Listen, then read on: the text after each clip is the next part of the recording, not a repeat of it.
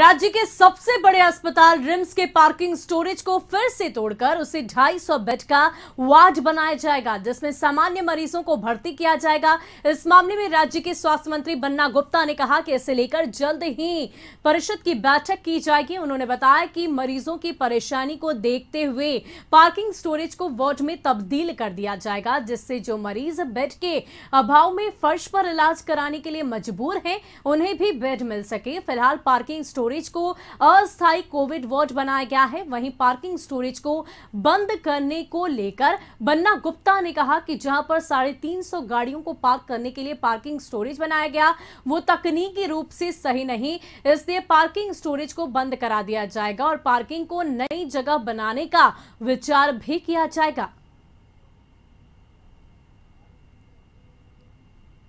आपका सुप्रिंटेंडेंट साहब तो बातचीत होना अनिवार्य है, तो वो सारे विषय पर बातचीत किया है और कुछ सुधार की दिशा में हम लोग क्या कर सकते हैं इस पर बात कर रहे हैं।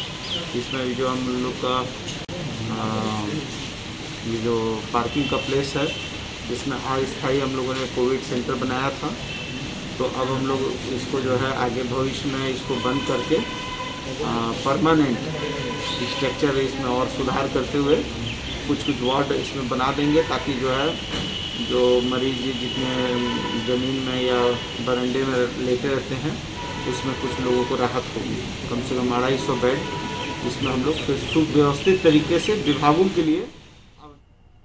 वहीं राज्य विश्वविद्यालय DSPMU समेत राज्य के 7 विश्वविद्यालयों में चांसलर पोर्टल के जरिए ही पिछले 2 सालों से ऑनलाइन नामांकन लिए जा रहे हैं। उच्च शिक्षा विभाग की सोच है कि इस ऑनलाइन व्यवस्था से तमाम चीजें पारदर्शिता के साथ होंगी। विद्यार्थियों के अलावे शिक्षक और कर्मचारियों को भी इस व्यवस्था में परेशानियां कम होगी। ऑनलाइन तरीके से इस पोर्टल पर नामांकन लेने वाले विद्यार्थी से संबंधित तमाम जानकारी पोर्टल में ही उपलब्ध रहती है, लेकिन इस चांसलर पोर्टल से नामांकन लेने में अभ्यर्थियों को कई परेशानियों का सामना करना पड़ रहा है। पिछले वर्ष जिन परेशानियों से विद्यार्थी जूझ चुके हैं, इन्हीं परेशानियों का सामना इस वर्ष भी करना पड़ रहा है।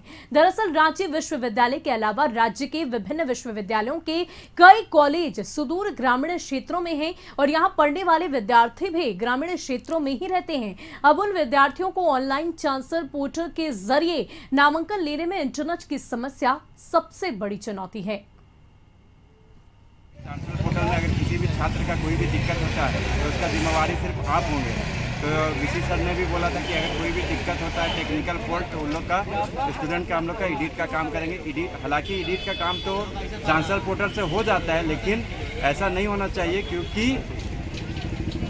स्टूडेंट बार बार दौड़ते हैं। फर्स्ट लिस्ट निकल गया तो कितने बच्चों ने एडमिशन लिया, उसमें कितने बच्चों को आपने एक्सटेंशन दिया है कि ठीक है 10 दिन के बाद आना, या कुछ डॉक्यूमेंट्स की कमी है तो बाद में आना। इन सब बच्चों का इनकॉर्पोरेशन नहीं हो रहा है, तो सेकेंड लिस्ट फिर उसमें निकाल देते हैं। तो सेकेंड लिस्ट निकालेंगे तो जितनी वैकेंसी हमारे पास एग्जिस्ट करेगी उसके बाद ही ना सेकेंड लिस्ट आप निकालेंगे।